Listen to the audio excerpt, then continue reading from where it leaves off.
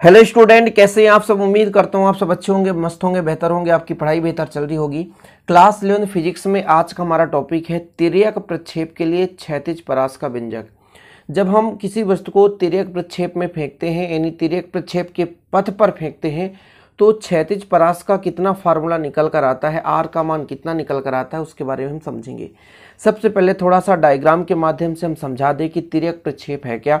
इसके पहले मैंने प्यारे बच्चों आपको उड्डयन काल का बताया था व्यंजक, और तिर्यक प्रक्षेप का पथ परवलयाकार होता है, इसके बारे में मैंने कराया था। तो प्लीज़ आप लोग प्लेलिस्ट में जा कर के वीडियोस देख लीजिएगा ताकि आपको पूरा समझ में आ जाए। तो तिर्यक प्रक्षेप कब होता है प्यारे बच्चों? जब कोई व्यक्ति नीचे से फेंकता है ऊपर की ओर, और वो वस्तु जो है ऊपर की ओर जाता है, फिर से किसी अन्य बिंदु पर जाकर गिरता है, उसे कहते हैं तिर्यक प्रक्षेप। जैसे एक व्यक्ति गेंद को फेंक करके दूसरे व्यक्ति को देता है, तो जो गेंद है पहले ऊपर की ओर जाता है, फिर उस व्यक्ति के पास जाता है। तो जैसे हम यहाँ पर थोड़ा सा आपको समझाना पड़ेगा, तभी आपको समझ में आएगा। ये मैं कह रहा हूँ आपका एक्स अक्ष है, यानी मान लीजिए क्षैतिज अक्ष है, ठीक है। ये आपका ऊर्ध्वाधर अक्ष है, जिसे हम बोलते हैं वाई अक्ष है, ठीक है। अब जैसे किसी वस्तु को हम फेंकते हैं, मान लीजिए यहाँ पर, यहाँ से हम फेंकना शुरू करते हैं, मूल बिंदु ओ से फेंक रहे हैं, तो यहाँ से फेंकते हैं। तो जब किसी वस्तु को फेंकते हैं तो पहले वो ऊपर की ओर जाता है, फिर वो जाएगा ऊपर प्यारे बच्चों, लेकिन एक निश्चित स्थिति के बाद वो नीचे की ओर आना शुरू हो जाता है, तो नीचे आ जाता है। ये होता है तिर्यक प्रक्षेप, यानी हम ऊपर की ओर फेंके और फिर से वो वापस आ जाए, तो ये तिर्यक प्रक्षेप होता है। यदि आपसे कह दूं क्षैतिज प्रक्षेप किसे कहते हैं, तो क्षैतिज में क्या होता है बच्चा लोग ध्यान दो। जैसे मैं क्षैतिज की बात करूं, तो जैसे मान लीजिए पृथ्वी के तल पर ऊंचाई पे कोई व्यक्ति है, तो जब ऊपर से किसी वस्तु को नीचे की ओर फेंकेगा तो ये क्षैतिज प्रक्षेप होता है। लेकिन जब नीचे से ऊपर की ओर फेंकते हैं तो ये कहलाता है तिर्यक प्रक्षेप, ठीक है। अब मैं यदि किसी भी बिंदु पर, मैं मान के चलता हूँ प्रारंभिक वेग इसका u है, कितना है, u है, क्या प्यारे बच्चों, u है। अब ये जो है थीटा कोण के साथ आपको प्रक्षेपित किया गया, मतलब कोई वस्तु है, तब ये थीटा कोण है, तो इसके साथ जो संलग्न भुजा है, तो ये वेग को हम दो घटकों में वियोजित कर सकते हैं, u cos थीटा और इस घटक को u sin थीटा। अब ये सब कुछ मैंने ऑलरेडी कराया है पिछले लेक्चर में, इसलिए मैं डायरेक्ट करा रहा हूँ। कहाँ कहाँ से आ रहा है ये सब चीज़ कराया हूँ, लेकिन आप लोग देखे होंगे तो आपको समझ में आ रहा होगा, नहीं देखे होंगे तो दिक्कत हो रही होगी। तो ये कोण थीटा है मेरे बच्चों, इस कोण के साथ जो संलग्न भुजा रहेगा उसे u cos थीटा, और जो आपका मेरे बच्चों लंब होता है उसे u sin थीटा से दर्शाते हैं। अब देखो जरा, यहां तक क्लियर है। इसकी अधिकतम ऊंचाई को हम यहां पर मानते हैं h, ठीक है, जो कि y अक्ष पर है, और ये जो विस्थापन है मेरे बच्चों इसको हम मानते हैं x अक्ष, ठीक है। चलिए यहां तक क्लियर है। यहां पर एक बिंदु P दे देते हैं, और किसी भी बिंदु पर स्पर्श रेखा खींचेंगे तो उसके वेग को प्रदर्शित करता है। तो ये छोटा सा डायग्राम है। अब देखो क्षैतिज परास किसे कहते हैं। हमने कहा कि भाई साहब यहां से प्रक्षेप को फेंका गया, अब प्रक्षेप जो है ऊपर जाता है और फिर से पृथ्वी तल पर आ जाता है, मतलब क्षैतिज पर पुनः आ जाता है। अब इसको यहां से जाने और फिर नीचे तक आने में जितना समय लगता है, यानी प्रक्षेप को फेंके जाने वाले बिंदु से अधिकतम ऊंचाई तक जाने और पुनः फेंके जाने वाले बिंदु के क्षैतिज तल में स्थित अन्य बिंदु तक वापस आने, जैसे हम यहाँ से फेंक रहे हैं इसी तल पर अन्य बिंदु तक वापस आने में जो समय लगता है उसे कहते हैं उड्डयन काल।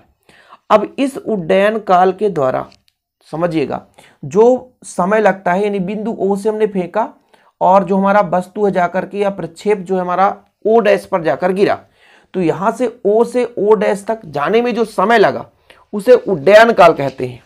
और प्यारे बच्चों इस समय में जो क्षैतिज दूरी होती है, अधिकतम क्षैतिज दूरी, मतलब ओ से ओ डैश, अधिकतम क्षैतिज दूरी यानी एक्स अक्ष की बात कर रहे हैं, तो अधिकतम जो क्षैतिज दूरी है उसे कहते हैं क्षैतिज परास, जिसे कैपिटल आर से दर्शाते हैं।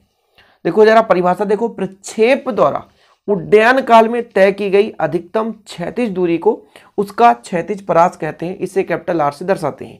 प्रक्षेप द्वारा उड्डयन काल में तय की गई अधिकतम क्षैतिज दूरी को ही उसका हम क्षैतिज परास कहते हैं, जिसे कैपिटल आर से दर्शाते हैं। उम्मीद करता हूं इतना आप लोग समझ गए होंगे। अब उड्डयन काल का फार्मूला क्या होता है, t बराबर, इसका फार्मूला होता है 2u sin थीटा, क्या होता है 2u sin थीटा बटा g, ठीक है। ये चीज क्लियर हो गया होगा। अब मैं यदि आपसे कहूं कि प्यारे बच्चों, चूंकि आपने पढ़ा होगा और नहीं पढ़े तो अभी पढ़ लीजिए कि वेग बराबर होता है दूरी बटे समय, सबको पता है दूरी बटे समय, सही बात है। तो मैं यदि आपसे दूरी बराबर कहूं तो आप कहोगे दूरी बराबर हो जाएगा सर, समय का पक्षांतर कर दूं तो वेग गुणे समय, सही बात है। ठीक, अब ये मैं एक्स अक्ष की बात कर रहा हूं क्योंकि क्षैतिज की ही दूरी को हम क्षैतिज परास कहेंगे, तो इसको हम दर्शा रहे हैं एक्स अक्ष के लिए, और जो हमारा ये जो वेग होगा वो एक्स अक्ष के लिए यू एक्स होगा।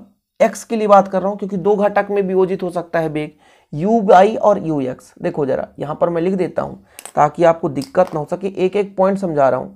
यू एक्स बराबर मतलब यू कॉस थीटा, ये एक्स अक्ष के लिए। यदि यू बाई की बात करते हैं हम तो यू बाई बराबर यू साइन थीटा हो जाता। समझ रहा हूं, एक एक पॉइंट समझा रहा हूं ताकि आपको दिक्कत ना हो सके। तो यू एक्स हो गया वेग और समय हो गया टी।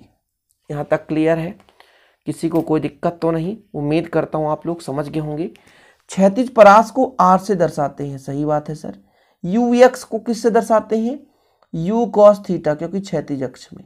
और टाइम जो है आपका आवर्तकाल है ना, यानी उड्डयन काल, आवर्तकाल नहीं बोलेंगे, उड्डयन काल, इसका मान है 2u साइन थीटा बटा जी। यहां तक क्लियर?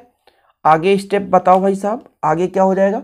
देखो जरा, तो r बराबर ये 2 है तो 2 यू कितना हो जाएगा, यू स्क्वायर, ठीक है, और यहाँ पे साइन थीटा कॉस थीटा बटा जी है तो जी रहने दो। यदि मैं इसको ऐसा कर दूं, यू स्क्वायर रहने दूं, 2 साइन थीटा और कॉस थीटा कर दूं बच्चे लोग, तो बटा में जी हो जाएगा, है ना। अब इसका एक फार्मूला होता है, क्या होता है सर?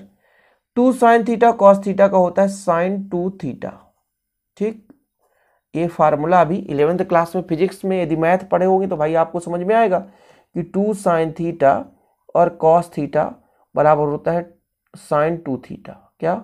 Sign 2 theta. ये मेरा क्षैतिज परास का अभीष्ट व्यंजक आ चुका है। अरे सर ये तो बड़ा खतरनाक दिख रहा, कैसे बनेगा सर? कोई दिक्कत नहीं, पूरा विधिवत है। समीकरण यहाँ पर लिख दिया, x बराबर यू एक्स टी, एक्स के जगह r कर दिया क्योंकि हमारा r क्या है? क्षैतिज परास है। u cos theta you x का मान है, t का मान भी रख दिया। उड्डयन काल आपने पढ़ाई है, t बराबर 2u साइन थीटा बटा जी। मैंने वैल्यू पुट कर दिया मेरे बच्चों, है ना, और वैल्यू पुट करके ये चीज मैंने कर दिया। यही क्षैतिज परास का व्यंजक है।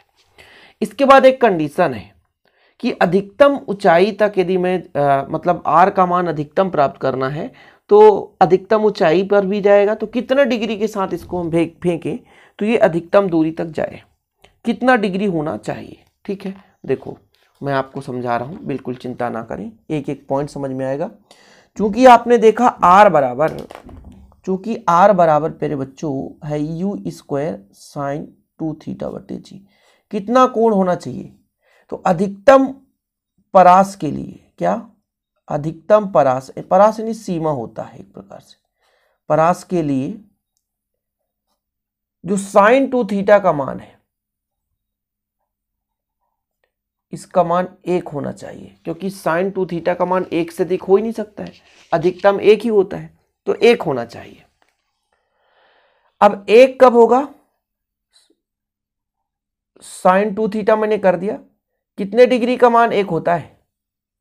तो साइन 90 का मान 1 होता है। साइन से साइन काट दो तो 2 थीटा बराबर 90 डिग्री, तो थीटा बराबर 90/2 इक्वल 45 डिग्री।